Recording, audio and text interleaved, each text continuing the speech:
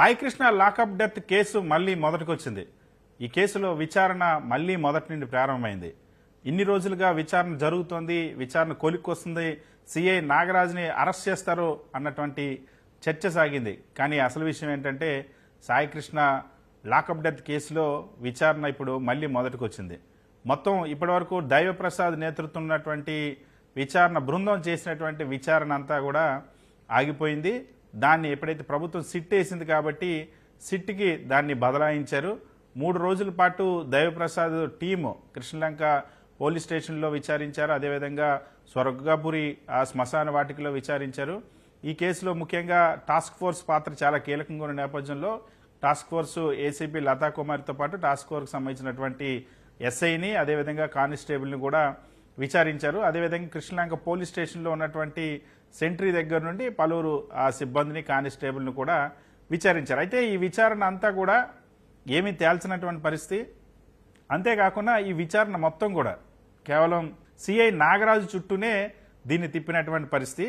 ఏదైతే మొదటి నుండి కూడా ఇక్కడ పోలీస్ కంప్లైంట్ తీసుకున్నప్పటి నుండి అదేవిధంగా ఆ దైవప్రసాద్ టీం విచారణ వరకు కూడా కేవలం సిఐ నాగరాజుని మాత్రమే ఈ చట్టంలోకి తీసుకురావాలన్నటువంటి ఒక బిగ్ బాస్ ప్లాన్ ఏదైతే ఉందో ఆ ప్లాన్ ప్రకారం నడుస్తూ ఉన్నారు. అయితే ఇప్పుడు సిట్ ఎంటర్ అయింది. ఎందుకంటే ఈ కేసు చాలా సీరియస్గా పరిణమిస్తుందని ప్రభుత్వం గుర్తించింది. హైకోర్టుకి దీనిపైన సమాధానం చెప్పాల్సిన అవసరం ఉందని గుర్తించింది. అంతేకాకుండా హైకోర్టులో పోలీసులు ఆల్రెడీ 15వ తేదీన ఒక రకమైన అఫిడవిట్ వేశారు. మేము వెతుకుతున్నామని అన్నారు, మా దగ్గర సమాచారం లేదని అన్నారు. ఇప్పుడు ఖచ్చితంగా సాయికృష్ణ మరణించాడనే విషయాన్ని చెప్తారా, లేకపోతే సాయికృష్ణ, ఎందుకంటే విచారణ అంతా కూడా అదే దిశగా సాగుతుంది కాబట్టి ఆ విషయం చెప్పాల్సినటువంటి అవసరం ఉంటుంది. సో ఈ నేపథ్యంలో ప్రభుత్వం దీనిపైన మళ్లీ సిబిఐ విచారణ కోసం వరుసగా డిమాండ్లు వస్తూ ఉన్నాయి. సిబిఐ విచారణ కోరుతూ ఆ ప్రజా సంఘాలు అదేవిధంగా పౌర హక్కుల సంఘాలు కూడా విపక్ష పార్టీలు కూడా డిమాండ్ చేయడమే కాకుండా న్యాయస్థానాన్ని కూడా ఆశ్రయిస్తాయని ప్రకటించాయి. సో ఈ నేపథ్యంలో సిట్ని ఆ రంగంలోకి దించారు. అయితే రవిప్రకాష్ నేతృత్వంలో సీనియర్ ఐజీ స్థాయి అధికారి అయినటువంటి రవిప్రకాష్ నేతృత్వంలో ఇద్దరు ఎస్పీలు అదేవిధంగా అమిత్ బర్దర్ నస్మి అదేవిధంగా సుధాకర్ ఎవరైతే అడిషనల్ ఎస్పీ ఉన్నారో వీళ్ళతో కూడినటువంటి సిట్ బృందం ఇప్పుడు విచారణ ప్రారంభించింది.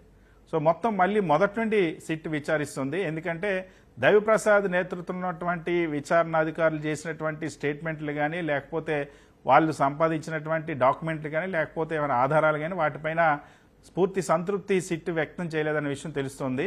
అందుకోసం అని చెప్పి మళ్ళీ ఏదైతే ఆదివారం రాత్రి కృష్ణలంక పోలీస్ స్టేషన్కి వచ్చినటువంటి సిట్ టీము ఇప్పుడు కృష్ణలంకలో ఎవరైతే సాయికృష్ణ కుటుంబ సభ్యులు ఉన్నారో సాయికృష్ణ కుటుంబ సభ్యుల్ని మళ్లీ విచారించారు. సాయికృష్ణ కుటుంబ సభ్యుల దగ్గర నుండి మళ్లీ స్టేట్మెంట్ రికార్డ్ చేశారు. ఎందుకంటే సాయికృష్ణ తల్లి విజయలక్ష్మితో పాటుగా సాయికృష్ణ ఇద్దరు మేనమామలు ఎవరైతే ఉన్నారో నాగేశ్వరరావు అదేవిధంగా నవరంగ్ వీళ్ళకి సంబంధించిన అదేవిధంగా సాయికృష్ణ పిన్ని ఎవరైతే ఉన్నారో న్యాయవాది దుర్గా వీళ్ళతో మాట్లాడారు. దాదాపుగా సోమవారం ఉదయం 8:30 గంటల నుండి మధ్యాహ్నం 1:30 వరకు కూడా సిట్ అమిత్ బర్దర్ నేతృత్వం ఉన్నటువంటి టీము విచారించింది. వాళ్ళ దగ్గర నుండి సమాచారం తీసుకుంది. అదేవిధంగా గతంలో వాళ్ళు విడుదల చేసినటువంటి ఫోటోలు కానీ అదేవిధంగా ఆరోపణలు ఏవైతే చేశారో నవరంగ్ కొన్ని విషయాలను బయటపెట్టారు. ఏ విధంగా జనసేనకు సంబంధించినటువంటి నాయకులు తమను బెదిరించి లేకపోతే తమతో రాజీ కుదుర్చుకోవడానికి లేకపోతే ఒప్పందం కుదుర్చుకోవడానికి ప్రయత్నం చేశారు, కుదుర్చడానికి ప్రయత్నం చేశారు సిఐకి తమకి. ఈ విషయాలన్నిటిపైన కూడా ఆరా తీశారు. ఆరా తీసిన తర్వాత అదేవిధంగా మధ్యాహ్నానికి మళ్ళీ ఐజీ రవిప్రకాష్ వచ్చారు. ఐజీ రవిప్రకాష్ కమాండ్ కంట్రోల్ సెంటర్లోనూ అదేవిధంగా కృష్ణలంక పోలీస్ స్టేషన్లో కూడా పరిశీలించారు.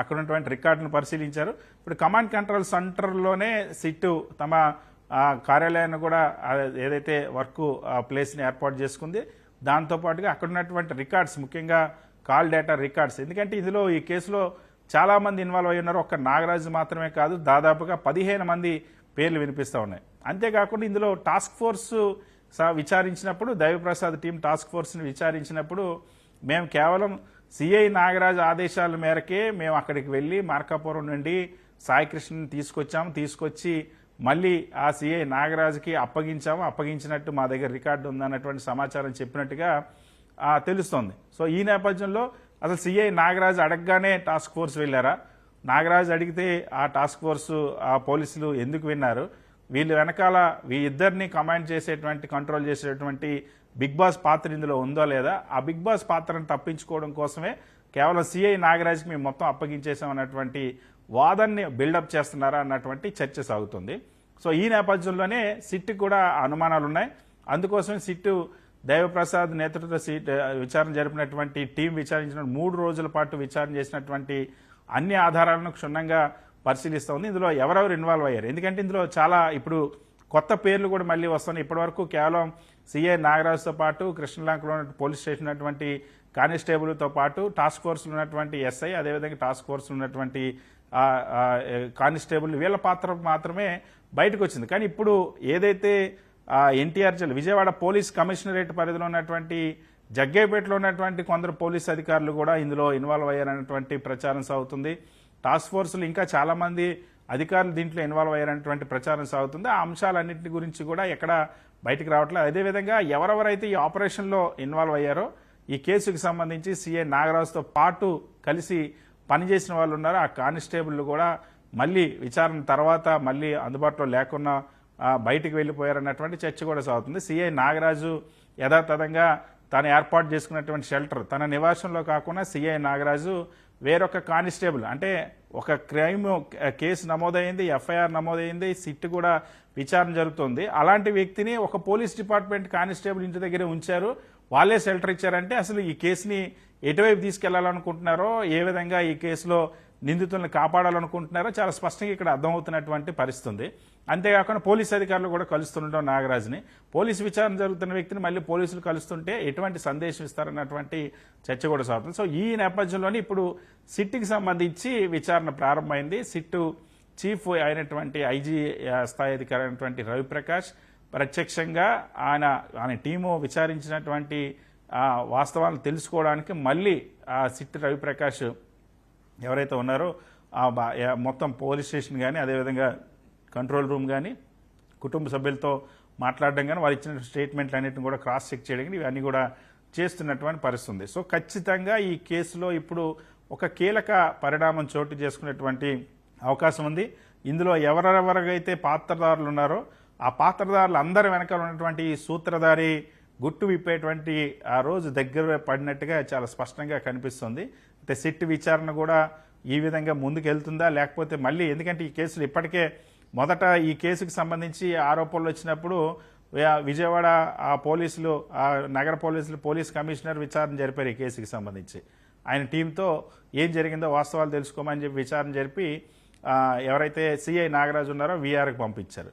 ఆ తర్వాత ఈ కేసులో మళ్ళీ తీవ్రత బయటపడి చాలా పెద్ద అంశం అన్న విషయానికి పసిగట్టిన తర్వాత దుర్గారావు అని ఒక ఏసీపీని నియమించి ఆయన చేత విచారణ జరుపుతామని ప్రభుత్వం ప్రకటించింది, పోలీసు అధికారులు ప్రకటించారు. ఆ తర్వాత ఏం జరిగిందంటే ఇష్యూ సీరియస్ అయిన తర్వాత ఎఫ్ఐఆర్ నమోదైన తర్వాత దైవప్రసాద్ అనేటువంటి ఏసీపీ నేతృత్వంలో విచారణ జరిపించారు. ఇప్పుడు మళ్ళీ దీనికి సంబంధించి సిట్ ప్రత్యేకంగా ఏర్పాటు కావడం, ఐజీ స్థాయి అధికారులతో సిట్ ఏర్పాటు చేసింది. సో ఇన్ని రకాల విచారణలు, ఇంతమంది విచారణలు జరిగాయి. అయితే ఇప్పటికీ కూడా సాయికృష్ణ ఉన్నాడా లేదా?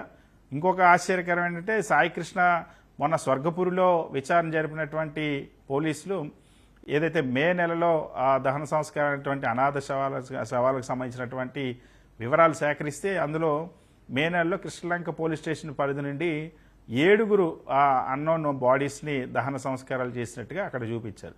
ఈ 7 ఎవరు? అయితే ఈ 7లో కూడా వయస్సు చూస్తే 50 నుండి 60 సంవత్సరాల మధ్యలో చూపిస్తున్న పరిస్థితి. కానీ సాయికృష్ణ వయస్సు 25 సంవత్సరాల నుండి 25, 26 ఈ వయసులో మాత్రమే ఉంటుంది. సో ఈ నేపథ్యంలో అసలు సాయికృష్ణ రికార్డే అక్కడ లేనటువంటి పరిస్థితి కనిపిస్తుంది. మరి పోలీసులు ఎలా ఎస్టాబ్లిష్ చేస్తారు అంటే ఇవన్నీ ముందే ఊహించి రికార్డులు ఏ స్థాయిలో సాక్ష్యాధారాలని తారుమారు చేసేటువంటి ప్రయత్నం చేశారో చాలా స్పష్టంగా ఇక్కడ అర్థమవుతుంది. ఈ నేపథ్యంలోనే ఇప్పుడు సిట్ విచారణ మళ్లీ ప్రారంభం కావడం, ఇన్నిసార్లు విచారించినా ఇప్పటి వరకు ఏ పోలీస్ అధికారి కూడా సిఐ నాగరాజ్ని ప్రశ్నించలేదు, సిఐ నాగరాజ్ని అరెస్ట్ చేయలేదు. మరి ఇప్పుడు సిట్ అయినా సిఐ నాగరాజ్ని ప్రశ్నిస్తుందా లేదా, అరెస్ట్ చేస్తుందా లేదా చూడాలి.